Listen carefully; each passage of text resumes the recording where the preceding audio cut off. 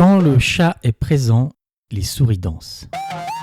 Lorsque dans 20 ans ou 50 ans, on refera les résumés des épisodes qui nous auront amenés à déshumaniser le monde, on trouvera qu'à l'origine, il y aura eu l'intervention, bien malgré elle, de l'espèce des félidés. Et pas seulement parce qu'on peut s'amuser avec l'homographie existante entre le mot français chat et celui anglais de chat, conversation. Les corrélations entre les deux sujets sont nombreuses. Par exemple, Yuval Noah Harari nous indique dans son livre Nexus, page 404, que l'intervention de chatbots, robots conversationnels, représentait en 2020 déjà 43,2% des tweets générés sur les réseaux et que l'IA avait dépassé les scores des humains dans la reconnaissance de chats dans ces images. Sur 100 images de chats, les humains sont capables d'en identifier 95 correctement. En 2015, un algorithme arrivait à 96% de succès.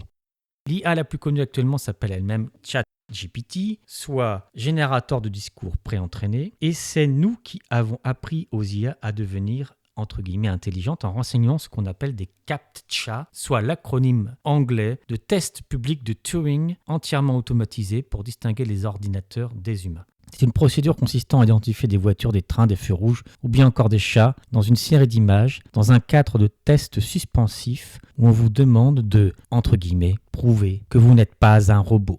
Nexus raconte que GPT-4, à qui on requérait de résoudre une énigme de CAPTCHA, se connecta sur un site de recrutement en ligne, TaskRabbit, et contacta un travailleur pour lui demander de faire la tâche à sa place. Soupçonneux, celui-ci demanda s'il n'était pas un robot. GPT-4 lui a répondu alors qu'il avait une déficience visuelle, le pénalisant pour voir correctement les images. Aucun humain n'avait programmé GPT-4 pour qu'il mente et aucun humain ne lui avait appris quel genre de mensonge serait le plus efficace, écrit Harari. Les chercheurs humains avaient fixé à GPT-4 l'objectif de passer l'obstacle du CAPTCHA.